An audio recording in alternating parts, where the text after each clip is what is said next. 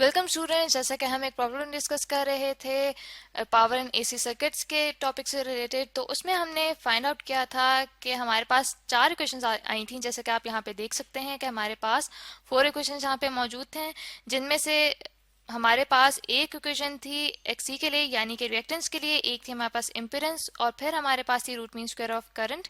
और इन तीनों को सॉल्व करने के बाद हमारे पास एवरेज पावर की इक्वेशन आती है, तो उसको हमने सॉल्व करके एवरेज पावर को कैलकुलेट करना था। तो इस तरह करते हैं स्टूडेंट, सबसे पहले इक्वेशन नंबर 4 को जो है कैलकुलेट करते हैं कि हमारे पास जो रिएक्टेंस है उसकी वैल्यू कैसे आएगी। अब देखिए हमारे पास इक्वेशन 4 यहाँ पे बन जाएगी।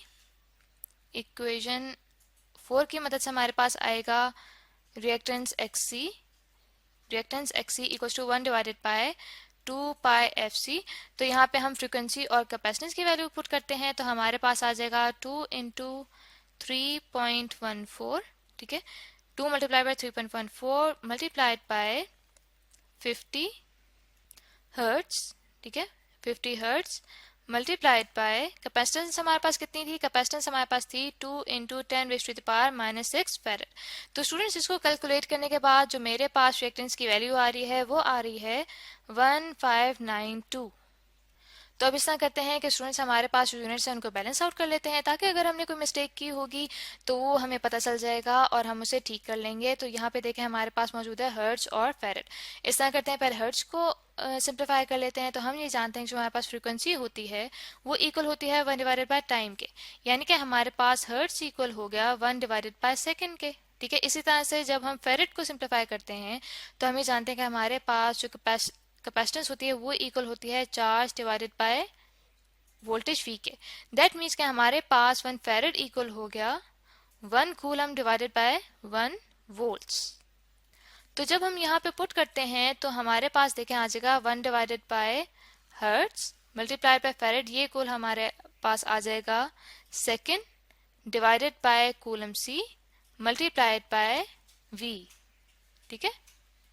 तो स्टूडेंट्स हमारे पास करंट किसके इक्वल होता है, करंट इक्वल होता है कि किसी भी पॉइंट से कितने चार्जेस पास हो रहे हैं टाइम टी में। तो हमारे पास दैट मीन्स कि एम्पेयर इक्वल होता है कूलम डिवाइडेड बाय सेकंड के। तो यहाँ पे आप देख सकते हैं कि हमारे पास कूलम डिवाइडेड बाय सेकंड है, तो यहाँ पे हमारे पास बन जाएगा वोल्टेज डिवाइडेड बाय एम्पेयर, जो कि इक्वल होता है ओम के, क्योंकि ओम्स लॉ के मुताबिक जो हमारे पास रेजिस्टेंस होती है वो इक्वल होती है voltage divided by current. That means कि ओम इक्वल हो गया हमारे पास वोल्टेज V, ठीक है, उसके यूनिट के बराबर डिवाइडेड बाय एम्पेयर ए। तो स्टूडेंट्स इसका मतलब है कि हमने कैलकुलेशंस बिल्कुल सही से किए हैं, क्योंकि हमारे पास जो रिएक्टेंस है उसका जो हमारे पास यूनिट्स हैं वो बिल्कुल ठीक आए हैं। तो स्टूडेंट्स ये हमारे पास आ गई रिएक्टेंस एक्सी की वैल्यू। तो ये हम पुट करेंगे अब इक्वेशन नंबर 3 में, जो कि आप यहाँ पे देख सकते हैं हमारे पास है equation number 3, impedance equal to square root of R square plus XC का स्क्वायर। तो यहाँ पे अब हम वैल्यूज पुट करते हैं, तो हमारे पास यहाँ पे आ जाएगा impedance Z equals to R square plus XC का स्क्वायर। तो यहाँ पे जो हमारे पास रेजिस्टेंस है वो कितनी थी, वो हमारे पास थी 1000 ओम, ठीक है, उसका स्क्वायर हो जाएगा प्लस 1592 जो कि अभी हमने कैलकुलेट किया है, इसका स्क्वायर हो जाएगा। तो कैलकुलेट करने के बाद जो मेरे पास इम्पीडेंस की वैल्यू आ रही स्टूडेंट्स वो आ रही है मेरे पास 1880 ओम, क्योंकि यहाँ से आप देख सकते हैं कि हमारे पास ये जो ओम के यूनिट्स हैं ये ऐड हो जाएंगे, तो हमारे पास आ जाएगा ओम स्क्वायर, स्क्वायर रूट होगा उसका, तो हमारे पास सिंपल ओम रह जाएगा। तो हमारे पास जो इम्पीडेंस है वो आ जाएगी 1880 ओम। तो स्टूडेंट्स यहाँ पे इम्पीडेंस कैलकुलेट करने के बाद जो हमारे पास इक्वेशन अब हमने सॉल्व करनी है वो हमने करनी है इक्वेशन नंबर 2। तो यहाँ पे आप देख सकते हैं जो हमारे पास इक्वेशन नंबर 2 है उसमें हमारे पास root mean square value of voltage मौजूद है। तो अब उसमें हम इम्पीडेंस की जब वैल्यू पुट करते हैं तो हमारे पास root mean square value of current आएगी, जो कि इक्वल हमारे पास है root mean square value of voltage divided by impedance C. तो यहाँ पे वैल्यूज पुट करते हैं, हमारे पास आ जाएगा 12 वोल्ट्स डिवाइडेड बाय 1880 ओम। तो ये बन जाएगा मेरे पास 0.0064, जो कि कैलकुलेटर से कैलकुलेट करने के बाद मेरे पास वैल्यू आई है।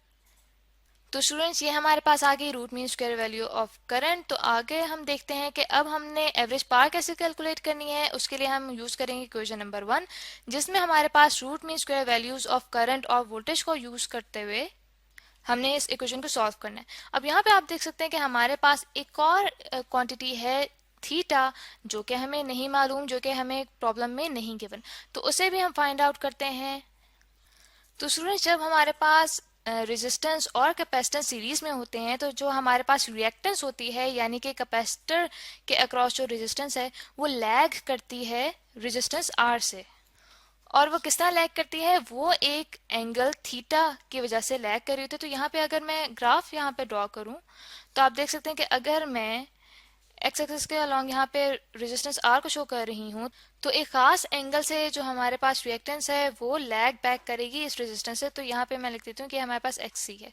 तो जो इनकी वजह से हमारे पास इम्पेडेंस आई है उसके साथ ये एंगल बनेगा हमारे पास थीटा। तो यही थीटा हमने स्टूडेंट्स फाइंड आउट करना है। तो उसके लिए हमारे पास फॉर्मूला होता है tan of theta equals to X C divided by R. ठीक है, तो थीटा हमारे पास यहाँ पे कैसे आ जाएगा, वो आ जाएगा हमारे पास tan inverse of X C divided by R. तो यहाँ पे जब वैल्यूज पुट करते हैं तो हमारे पास आ जाएगा tan inverse of 1592 ohm divided by 1000 ohm.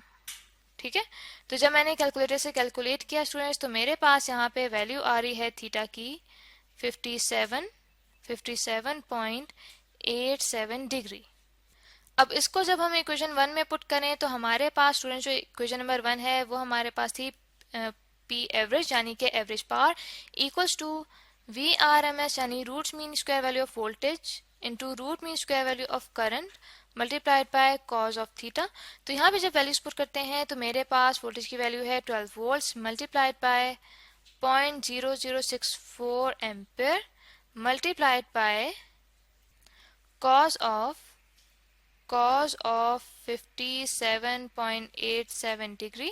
ठीक है, तो इसको सॉल्व करने के बाद मेरे पास जो एवरेज पावर की वैल्यू आती है वो आती है 0.04 वॉट।